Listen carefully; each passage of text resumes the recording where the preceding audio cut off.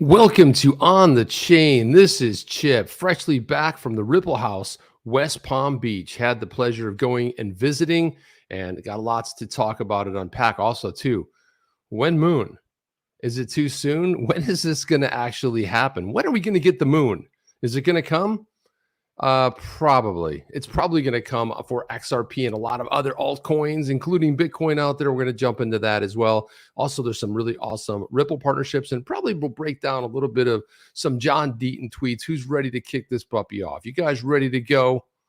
Can we get ready to go? Let's do this. Let's get it started right now.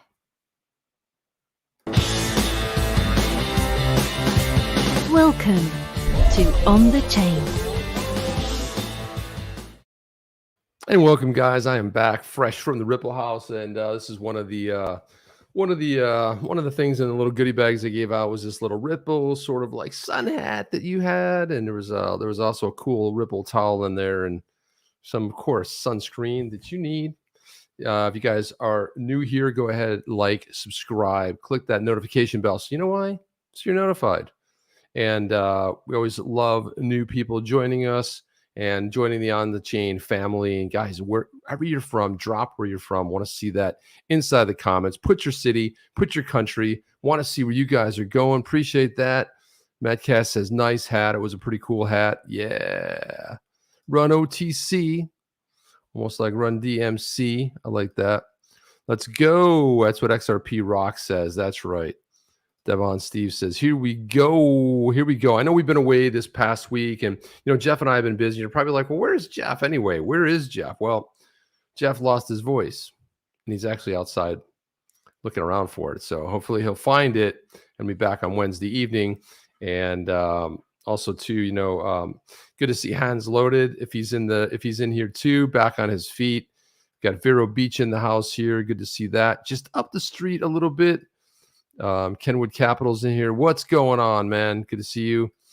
And yeah, all kinds of people in here. But there's a lot to jump into and go through. But I have to say, it was like kind of a last minute type of thing where I had the people are like, well, Chip, why don't you let all the Floridians know, or people that were living in West Palm Beach and all that. And quite honestly, it kind of came together quick. Someone had reached out to me in the DMs, and all kinds of people reach out to me. So I kind of just wasn't really, and unfortunately Jeff didn't get to go only because Jeff was he was traveling. So he was traveling, and he had booked some travel and meeting a bunch of people. So unfortunately he couldn't join.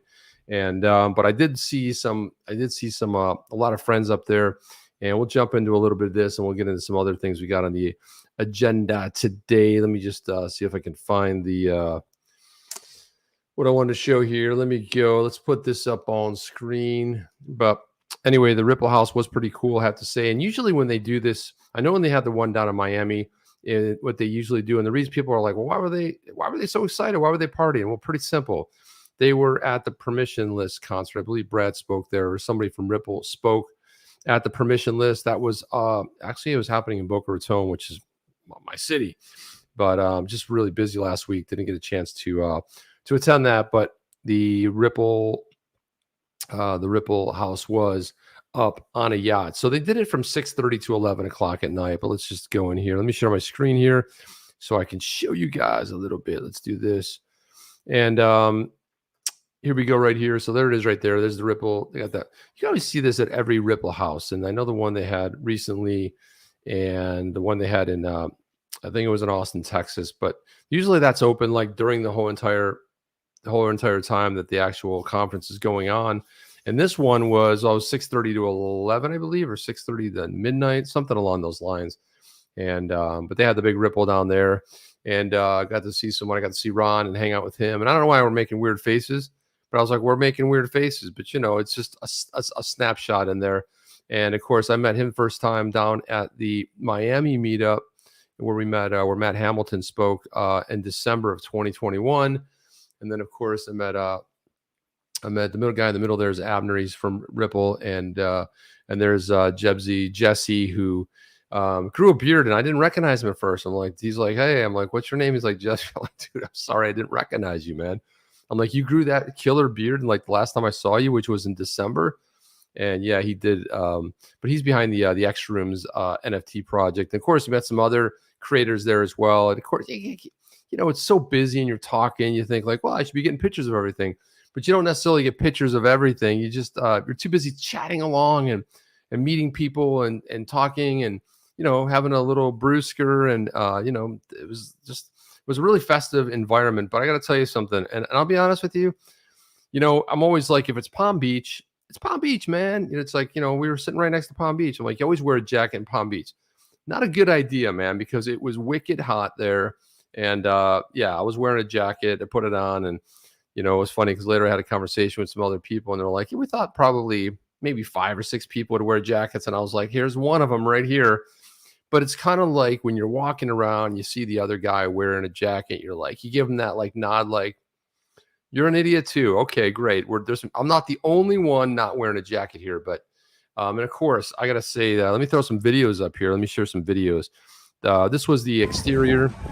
Now you guys can see right there. This is massive. This yacht. It's 200 feet long, and I'll show you a video in a little bit. But if you guys look up here in this back part of the boat, just that one little section.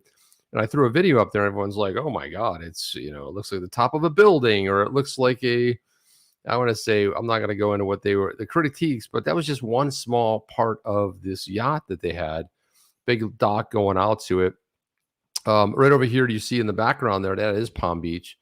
And you can see a couple of the hotels over there.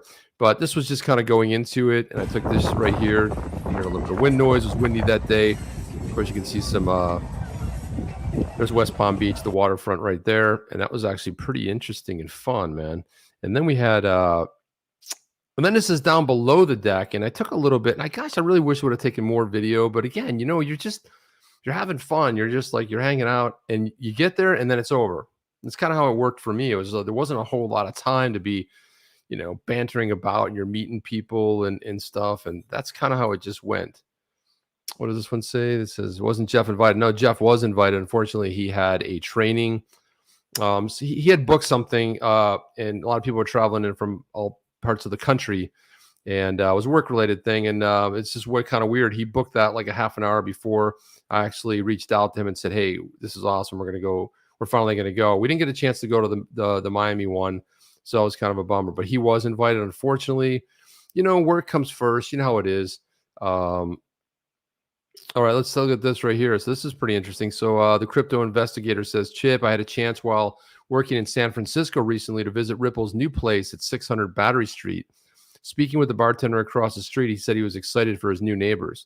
A nice building. Yeah, it really is a beautiful building, and it's more reflective of who Ripple is. And we actually showed it on the Google Maps here. It was really fun to look at, to take a look at. And there's Jeff right there. I was invited, but I had another trip planned out of state, and that was it. But it was like, yeah, people...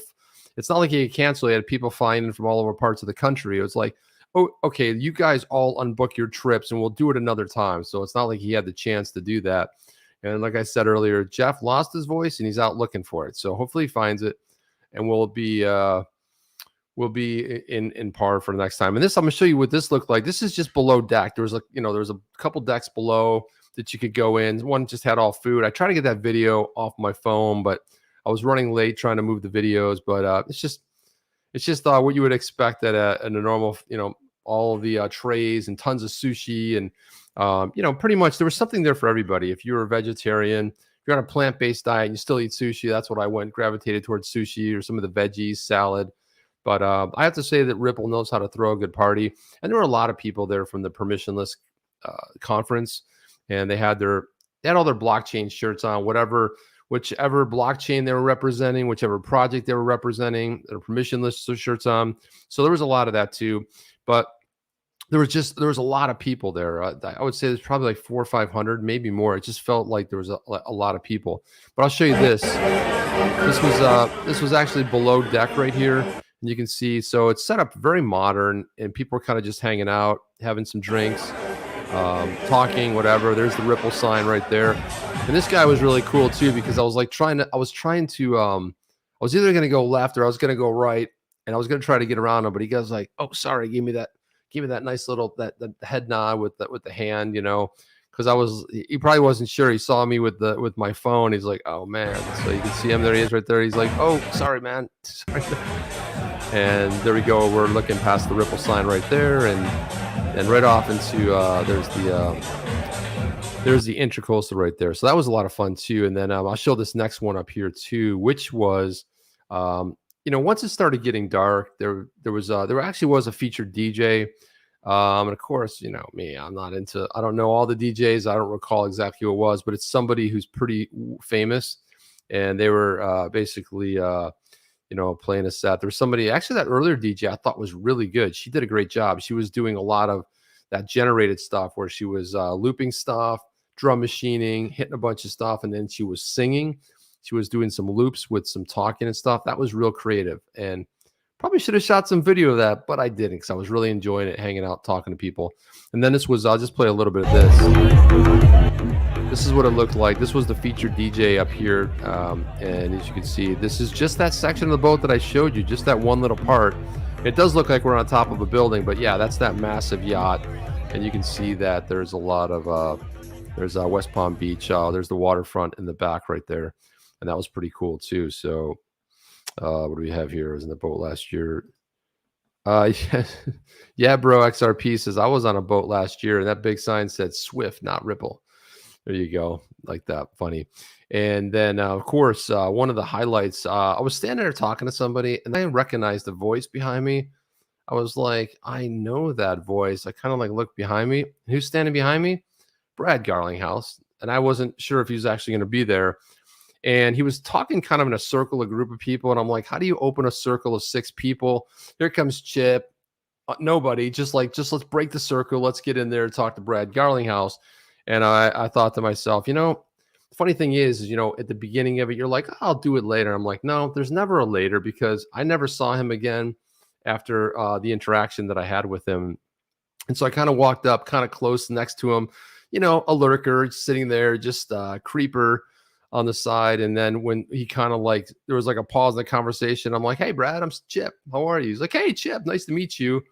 And kind of had a little conversation with him and talked about some of the stuff that we're doing in the space and some, project that we're working on and building in addition to the NFT project. And he was just really cool. Just, I have to say that I always thought very highly of Brad Garlinghouse before, but I have to say that rose to a brand new level. And I'll tell you why it did, because somebody of his stature and who he is, he's just dressed down. He's got a t-shirt on. I took a picture. I'll show you the picture in a little bit. And I was kind of like, sometimes a little bit of fanboy and like, hey, man, this is Brad Garlinghouse, man. And, but I was just chatting with him, had a conversation with, I want to say maybe 10 minutes. And there's a group of people around, and everybody introduced themselves, and he said their name back and said it back. And this is what a great leader does, is that treats everybody with a little special in a sense of like giving all of his energy and thought to that person at the time. And I thought that right there blew me away. Anybody who came up to me, you want to take a picture? Yeah, let's take a picture. He wasn't, no, man, I'm not. He was just very cordial, but it was the energy that he had and the genuineness. When he said hello to you, he like really shook your hand and looked you in the eye and said, hey, nice to meet you. And it wasn't bizarre or weird or anything. And then what happened, he had pointed somebody else out. And he said, hey, go talk to so-and-so. And I went over there and chatted with them for about, I want to say maybe 10, 15 minutes. Had a really great conversation. Found out we had just some business stuff in common. And we were just chatting. It was another Rippler. And when I went over there and chatted with them and let's see, what is somebody saying over here? Let's see. Chip knows how to belly up to the bar. Damn right I know how to belly up to the bar. Wait, that wasn't the one. Where was that? Seems like he wears Ripple most of the time when he's not in a suit. Yeah. There was another comment there, but sometimes you're scrolling. But here it is right there. So Veritas Equitas Semper says, Chip knows how to belly up to the bar. Yeah. So because if you don't take the time, if you don't seize the opportunity, you lose it and you go like, man, I was right there. And I did it in a way, and I waited. And when there was a time, and I wasn't rude or anything, but I have to say that I went over and talked to another Rippler, had a great conversation. It was a group of people. We were all chatting up and talking and having a good time. And they were walking around with these beautiful hors d'oeuvres, and now that I transitioned to a plant-based diet, I was like, okay, I can't have that, can't have that, can't have that. Okay, I can have that. And it's more of like a health choice. Anyway, really fantastic. And let me cue this picture up right here. Let's just gaze our eyes on this. So this is me after chatting with Brad for a little bit. I said, hey, Brad, do you mind if I take a picture? First time I took the picture, there was a sun in the background. It was like right over my head. It was like a bad picture. And after I came back, and he's like, hey, he called me out again, Chip. He said 3 other names, and he got all the names right. And it's just 15, 20 minutes later. Good luck. I hope you guys are all good at doing that with names. Not as good as I am with faces, although sometimes I'm spot on. And I remembered a lot of the people that I met, their names that night. I don't know, just it kind of sort of depends. But let me throw this up there as pictures, Brad and I. Really cool. He's tall just like I am, and but just a really phenomenal guy, very gentlemanly, like, and everybody that came up to him. And I saw some other people took some videos, and somebody called him are you the CEO of XRP? And of course he corrected him. He goes, I'm the CEO of Ripple. I don't know if you guys saw that video floating around. I remember seeing it, but I don't know where it is to actually show it. But yeah, there's me with the jacket on. There's Brad hanging in a t-shirt, which because I originally had a t-shirt on. I'm like, man, what if I'm like the only guy wearing a t-shirt? So I put a jacket on and hightailed it up there. But yeah, really fantastic, really great, an honor meeting him. And it's just someone you don't think you're gonna meet, like, well, yeah, I mean, just, it's like David Schwartz, you don't think you're gonna run into David Schwartz anywhere. He's probably the best well-kept secret, but maybe you're around in San Francisco and you happen to run into him somewhere. But yeah, that was great. So when I came over the second time, I'm like, Brad, can we grab another picture? I noticed the other one had the sun. He goes, of course, come on, let's take another picture. Now, I didn't think to shoot video. Of course, you do a podcast and it's a video podcast. You've been doing it for 2 years, but you don't think of it at the time, which is really weird and kind of silly. But yeah, that was really just a fun time, man. I have to say that I really enjoyed the heck out of that. It was really just phenomenal. So there you go. That was a lot of fun. What is Sir John saying here? What is Sir John saying? Let me see if he's saying. Yeah, there you go. The only selfie worth more than that would be one with Aaron Cantona, but that's more like a selfie with God himself. And there you go, Sir John. And yeah, it was really it was good, but it was hot. I'm not going to tell you. I'm not going to lie to you that it was very, very warm, very hot. But I want to say hot, more humid. When it's so humid down here this time of year, it's like 85% humidity. You just feel like you're melting. And when you're wearing a sport jacket, not a good idea. But again, I didn't want to take it off because then I know I'd lose it and I'd forget it. And once you couldn't get off the yacht, and that's kind of how that whole thing went. But anyway, that was just my teardown of how it was to be on the Ripple house. And again, I really honestly didn't think I'd be going to a Ripple house, but again, it was right in my backyard, so it was really great. Shout out to Abner for the invite. And let's jump into some other news here. We got this right here. Ripple to set up a new ODL corridor between the EU and Mexico via a new partnership. And Ripple Giant inked a partnership with the global online payments platform in Lithuania to build a new on-demand liquidity corridor. And there's so many of these, you can't even keep up with them.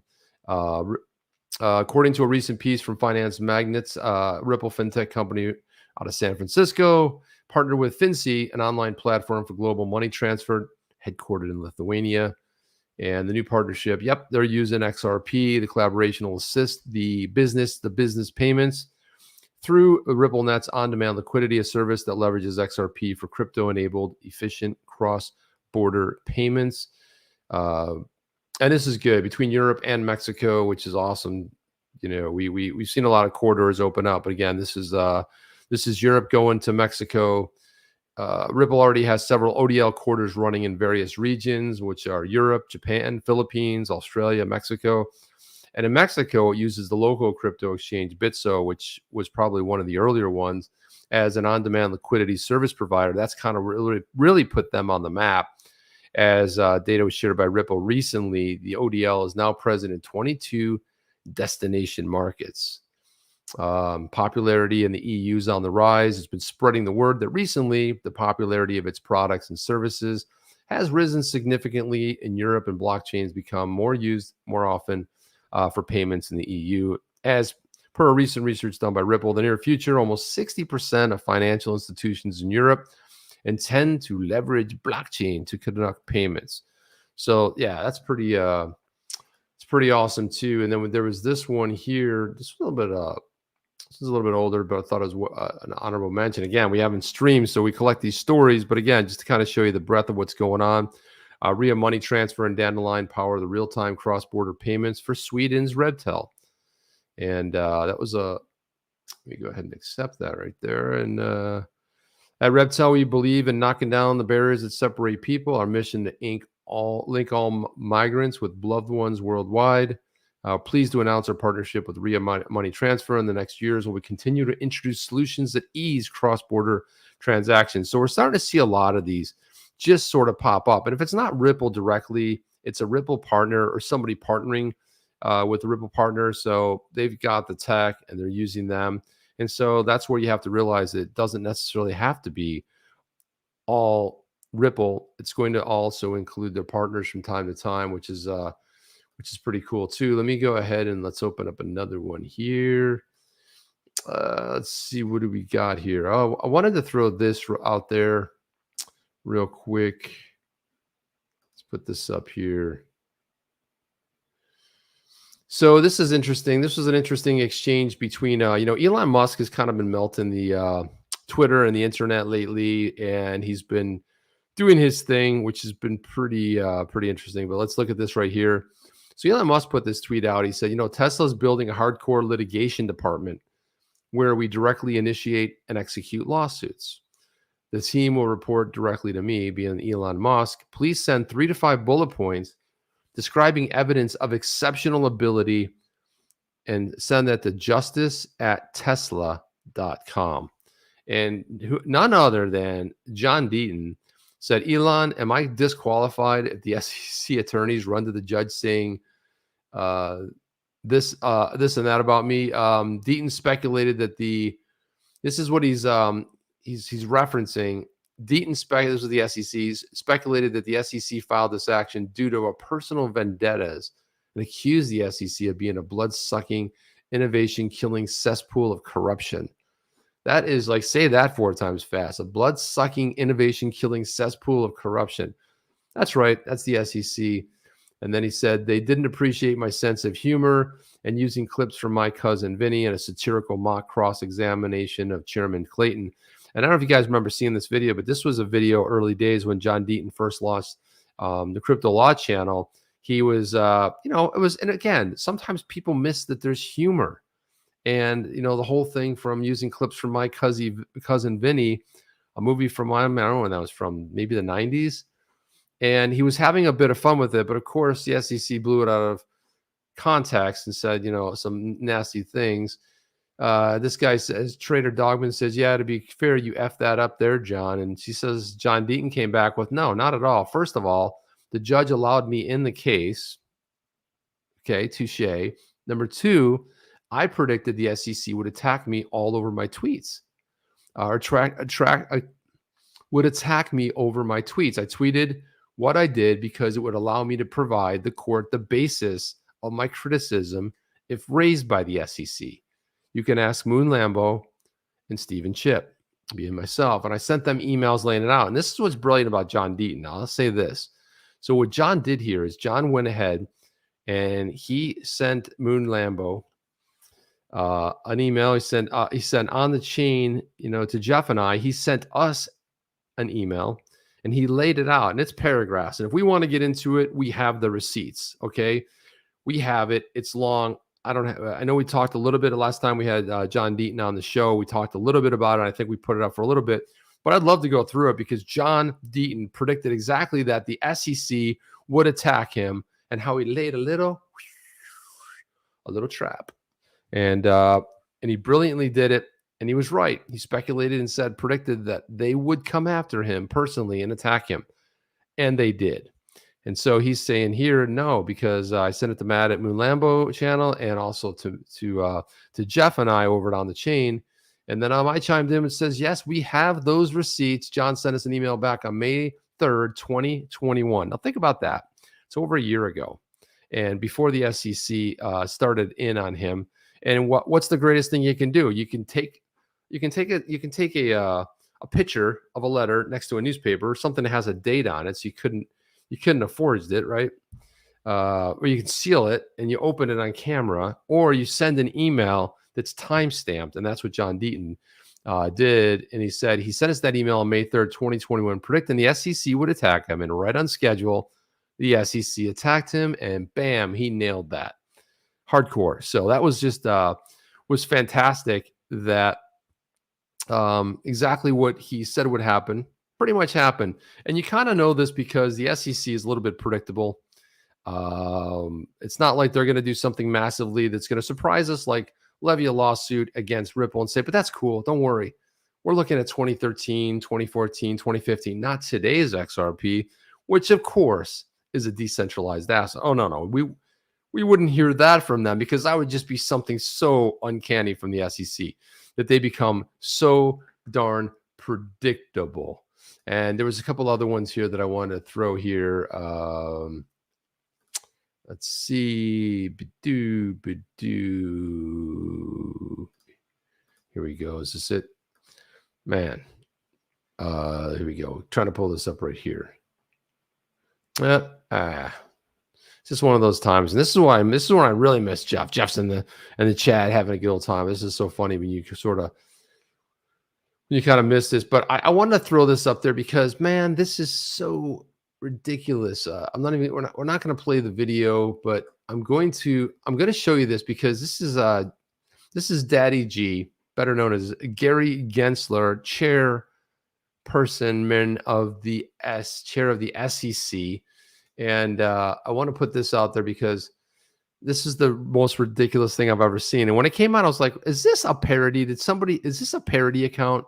But you can see on screen, it says, this is Gensler tweeted this out. Another one of his office hours videos where he's going to, holier than thou, is going to tell us all about how smart he is. And he's going to go ahead and shove something down our throats. And here it is. What's this one about? It says, well, when you make decisions with other people's money, there's going to be conflicts of interest. Okay, really? Left unchecked, these conflicts might affect the quality of the advice that you receive, and then in turn, the financial future you've worked so hard to build. Are you kidding me? The former chair had so many conflicts. You had Bill Hinman that had massive amounts of conflicts, and you got the current chair of the SEC talking about conflicts of interest. Wow, seriously? And this video is so unwatchable. Have you ever noticed that you go to the checkout line, the grocery store? So he's going to use one of his famous analogies. It's just ridiculous. And of course, this was the greatest thing I've ever seen. So John Deaton, this is his crypto law, which he's the founder of. It says, by far the winner of the cringiest, most embarrassing video posted by a federal regulator in recent memory. A watchdog group literally just referred damning evidence of conflicts of interest by senior SEC government officials to the SEC OIG, which Gary Gensler has ignored. Then this, and then he tweets this silly thing out here, where he's going to tell us all about, staff had a bulletin and they did this and that. It's just, I have to say, it's absolutely just, it's ridiculous. And, what it really does to us as a community, it's spirit crushing in some ways. You're like, when you don't think it can get any weirder, it gets a lot weirder. You have so much conflict of interest that a watchdog group has referred it to the SEC OIG. But don't worry, not a problem for old Daddy G. He's just going to keep on trucking with his pillars of enforcement. He doesn't care too much about it. He's going to continue on. And then there's this tweet right here from, this is from General Counsel of Ripple, Stuart Alderoty. I was hoping he was going to be at the Ripple house, because he's a guy that I really like to meet and hang with too. I think he's think really cool. But he put this out here. JP Collins. Well, actually, let me throw this tweet up here. Let's look at this. Let's drill down on this one first. But JP Collins tweeted this out. He says, this seems like a pretty consequential decision. And let's drill in on this here. It says, the SEC brought an enforcement action within the agency against petitioners for securities fraud. An SEC administrative law judge adjudged petitioners liable and ordered various remedies. And then the SEC affirmed on appeal over several constitutional arguments that the petitioners raised. Petitioners raised these same arguments before the court. We hold that, 1, The SEC's in-house adjudication of petitioner's case violated their Seventh Amendment right to a jury trial. Number two, Congress unconstitutionally delegated legislative power to the SEC by failing to provide an intelligible principle by which the SEC would exercise the delegated power in violation of Article 1, vesting of all of legislation power in Congress. And then three, statutory removal of restrictions on SEC LJs violate the Take Care Clause of Article 2. Because the agency proceedings below are unconstitutional, we grant the petition for review, vacate the decision of the SEC, remand for further proceedings with this opinion. And then and then Stu weighed in on this one. He said the SEC in-house trials declared unconstitutional. Get this. The SEC argued that jury trials are too slow, but then turned around and put the defendant through their private gristmill for how many years? 7 years. The hypocrisy is staggering. And he's really spot on with this. It's not even staggering. I mean, can you imagine that the SEC sitting there complaining jury trials are too slow? And then you know how long it takes if you spread this out over 7 years to defend that, you know, kind of legal bills you're going to have. So yeah, it's more hypocrisy and ridiculousness over at the SEC. But is anybody surprised? I don't see anybody surprised over here. It's kind of how it goes. Here, let's look at this right here. Here's another tweet that I wanted to put up here. And this one here, none other than Tom Emmer, who's been on the chain. Kind of love to get him back again. But this, again, you want to talk about more BS and hypocrisy here. But let's take a look at this. So I'm going to read a little bit of this. I don't know if I read the whole thing, but we'll throw this back up on screen. You can see right here that the SEC chair, Gary Gensler, said his agency lacks the resources to adequately police financial markets that grew double digits in the last 5 years. With the crypto industry enforcement devouring more of the agency's resources, those problems only poised to get worse. We should have grown during the past 5 years. Instead, the opposite happened, Gary Gensler told the House Appropriations Committee on Wednesday. He noted that the agency's headcount of full-time employees remained flat, despite the number of private funds and registered public entities having climbed steadily. President Joe Biden's fiscal year 2023 budget would request to boost the security regulators' annual appropriation by 8% to roughly $2.1 billion. That's right, $2.1 billion taxpayer money. People who live in the U.S. and pay taxes, their money to fund the regulation agency, the SEC, that can basically go ahead and enforce actions upon companies. It says an amount would allow the agency to maintain its current services while adding roughly 250 full-time staff to support areas like digital asset oversight. Well, first of all, digital assets are commodities, and the SEC doesn't have any jurisdiction there. That's the CFTC. So first of all, and just saying it's not a commodity and saying that it is a security doesn't make it so. And good luck proving that with the Howey test. And I want to go back to Tom Emmer wrote this. Gary Gensler, you put all of the SEC taxpayer-funded resources into crypto crackdowns. Now you don't have the funds to do your actual job. So you're coming to Congress for more? You have got to be kidding me. And this is what I love. Tom Emmer is just throat punching Gary Gensler right in the throat, in the face, and pummeling him about, because this is what happens.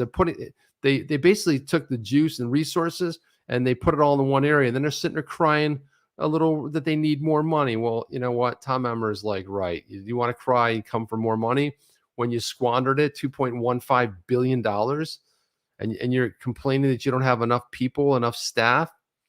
Oh, well, you're going to have to figure out how to do that because nobody really cares. Nobody really cares. Let me go ahead and throw this one up here. I wanted to put this up there. This was, I'm going to have to stop sharing this. Let me go ahead and put this up here. This was pretty interesting. Pretty excited about this. Let me see. Share screen here. Let me go over here. And we should do this. Okay, so, Flare, this is pretty good. I'm going to do this so we can at least hear it.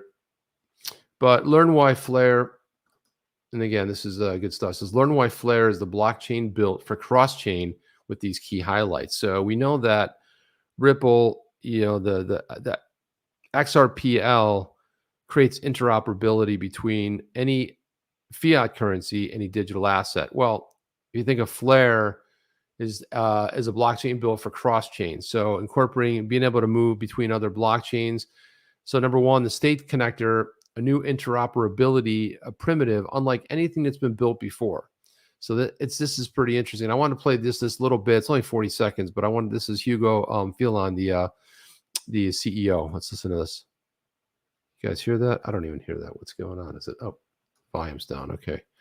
Here, let's listen in. The state connector is Flare's oracle for getting the state of any other system, whether that be a blockchain or a database. So this is important right here, whether it's a blockchain or a database. So this is going to be really key with smart contracts, because to be able to move and when you think about blockchain, it's storing stuff on the blockchain is one thing, but when we think about other business applications, and everything's database driven, websites, everything is stored inside of a database. So that's why this is key and important. And it's really unlike anything else that's been built before. So it's the first real oracle with a real consensus protocol integrated. And I won't go too deeply on this because we have a great presentation from Xavi and a demo from Luca coming up. But what it does is it applies to consensus to an external system. And this gives us a much, much more robust way than we think anything else in the industry to be able to get data from an external system and use that with a smart contract on Flare. The state connector is Flare's. Okay, so yeah, okay, you're probably thinking, well, what does that mean? Well, so if you're setting a smart contract, you can have anything, pretty much almost whatever you designate. And this is where this is really important, because there isn't anything that does this now. Smart contracts, you can program, they're programmable, and you can say how they're going to work. But to be able to tap into a database and have this sort of system and it's cross-chain is just a massive development. And it's really one of the things that I believe is going to make Flare a game changer out there in so many different ways, because it's innovation that hasn't actually happened out there. And the second part of that is, and we're not going to listen in, but I'll just get into it. But this is why Flare is going to be incredible. So number two, the Flare Time Series Oracle. This is the FTSO that, if you guys have been had any interactions with the Songbird token, rapidly updating reliable decentralized price data to dApps on the network. And you know that you can earn if you've been using Songbird, you can tap into the FTSOs out there. Of course, see a little blurb on that. And number three, the F assets, bring in Bitcoin, XRP, Doge, and Flare onto Flare for DeFi, NFT, and other decentralized applications. Okay, think about this. Bring in Bitcoin. You go like, I know Bitcoin. Everyone can say what they want. It's massive. I don't care. Bitcoin is the papa, and being able to bring it into Flare for a DeFi or NFT or any other decentralized application is just massive. Layer cake. And who doesn't like a little bit of slice of cake? Fully insured bridging for smart contract layer ones, fast, secured, and decentralized. Again, very important. Layer cake. You'll be like, is this is just, and you're wondering why Flare's taken a while, and you're wondering why they're stress testing the hell out of it. You're wondering why it's been such a development. It's a game changer. You don't just rush it out. We know that that's what happened. That's exactly what went wrong with Ethereum. They rushed it out. They got it out there. They knew it. And yeah, okay, price increase, all this other stuff. But guess what? It's something like Flare is doing, first of all, more. It's got more features, bigger feature set. And number five, Web 2 to Web 3 compostability, a new era of utility with the trustless use of Web 2 data and a Web 3 application that's built on Flare. So again, you've opened up Web 3, Web 2 to Web 3. Number six, connect everything means tokens will be able to flow to and from any chain. Flare can connect up to 100 chains with just 101 smart contracts instead of needing 4,950 individual bridges. So that kind of innovation, that kind of keeping it simple, you take 100 chains with 101 smart contracts. This is, again, a massive development, and this is what we're waiting for. So you're like, well, what's taking so long? I want my Flare token. Well, if you pay attention to what's going on, this is what's taking so long. Number seven, the Flare Network roadmap. July 4th is the mainnet target launch and more. Again, they said that could change, But right now, July 4th, and if you don't know July 4th in the U.S., it's Independence Day. It's the day that the U.S. broke off from England 235, 40 years, whatever, years ago. And of course, number 8, the endless Web3 possibilities Flare will unlock at launch. This is a game changer. Game theory, baby. That's what Robert Alexander says. And that's it's absolutely 100% on there. What's going on, Liz? Chip got to meet Brad. Yeah, I showed that picture earlier. If you guys looked at it a little bit earlier, if you just joined us, Liz, if you look back in there, you'll see that picture. It was really great. Again, my opinion was already high, but it just went up a bunch of notches. There's other stuff that I've got here. Let's see. Can I play this one? I think I want to. Actually, time. We're getting close on time right here. I don't know who put this out, but I want to shake their hand. I don't know who actually did this, but I was like, this is actually pretty good right here. I don't know who did this one, but somebody replied to another email, and I just love the picture here. But oh, hang on a second. Sorry about that. Let me just go ahead and showing something completely different. I'm going to share this. Let me share my screen. But look at this. This is fun. Somebody tweeted, I don't know who did this, but it's just Daddy G. He's like, doesn't look so happy. Looks like he's crying right there. He's like a little sad. That's kind of what he's going to look like after the whole Ripple debacle. And realizes that his enforcement, what are those superheroes? Those big canes or whatever they carry around. Basically his enforcement pillar is going to be taken away from him when we finally get some incredible clarity in the space, and we'll realize, well, Daddy G, yeah, you might just be sad boy crying a little bit. There's so many other things to get in here, guys, but we're so on time. I know I went a little bit long on the Ripple part of it, but man, it was a really great experience. Once in a lifetime opportunity. And the last couple of days, I was just kind of like breaking it down in my head. Like, yeah, that really happened. It was pretty cool. It was fun. And it's great to go someplace and be completely anonymous too. That was the other thing too. I had mentioned to Brad Garlinghouse that I go, yeah, we do a podcast. My buddy Jeff and I do a podcast. He's like, oh, okay, really? And I was like, yeah, it's really, we focus heavily on XRP, a lot of other tokens, but Ripple and XRP. And he's like, okay, cool. That was about the size of that, but still would like to get him on here one day, but we'll see what happens. We will see what happens. But anyway, guys, really enjoyed being back. I know it's been about a week since we were streaming. Jeff and I will be back on Wednesday. We're trying to line up a guest. Somebody you guys all know. And let me see if I'm going to check let me see if I can announce this yet, if there's anything to announce, but I don't know if just waiting for some confirmation here, but we do have a cool guest that will be coming up. And again, it might not be on Wednesday night, but it will be shortly. Let me see. Did the person get back to me? Not yet. Okay. But hopefully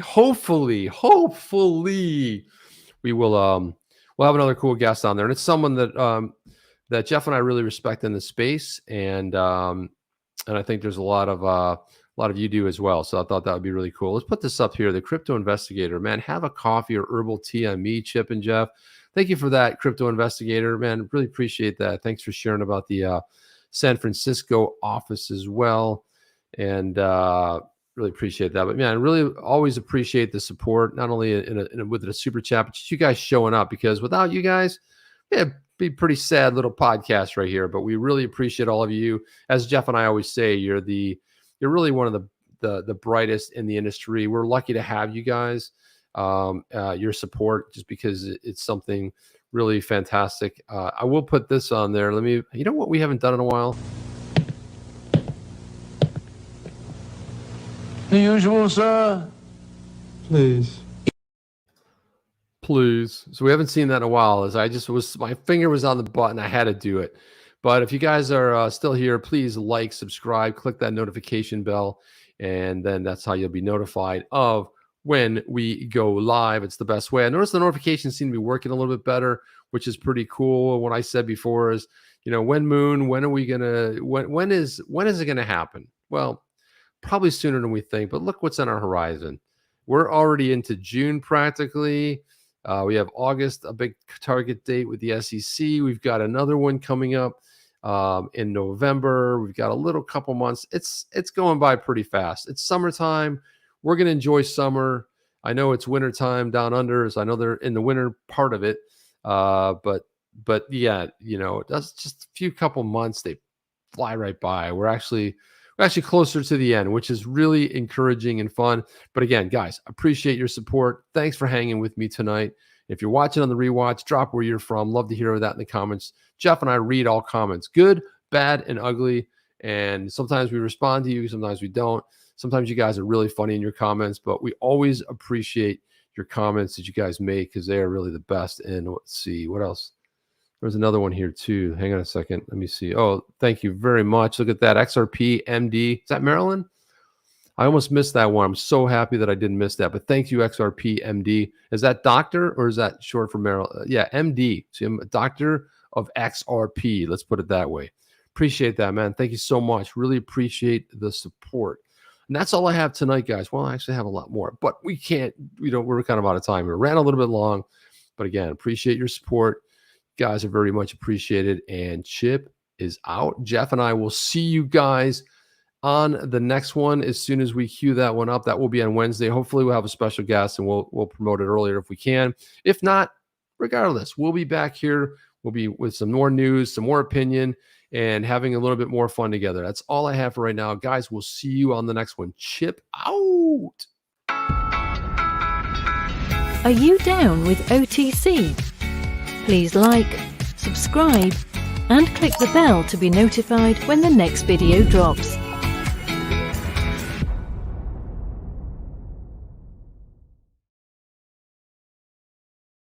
Okay, that was one of those times where I was reading the comments. You ever do that like in a movie? It's like the movie ends and you're like, oh, the movie ends. And you're walking out in the credits. And then all of a sudden they start playing the blooper reel. You're like, whoa, don't go anywhere. Hang on. There's more.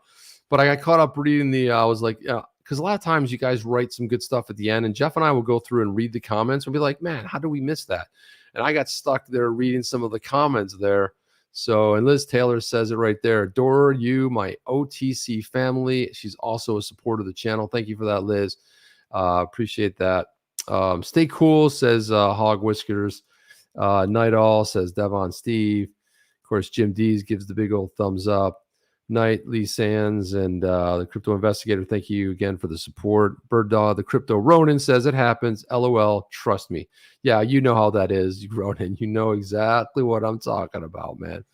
It does happen. But seriously, I just kind of came back and I was like, oh, I'm back. But anyway, stuck around for a little bit of extra. And a little bit extra is kisses and hugs. And again, I mean it this time. I'm out. Chip out. See ya. Are you down with OTC? Please like, subscribe, and click the bell to be notified when the next video drops.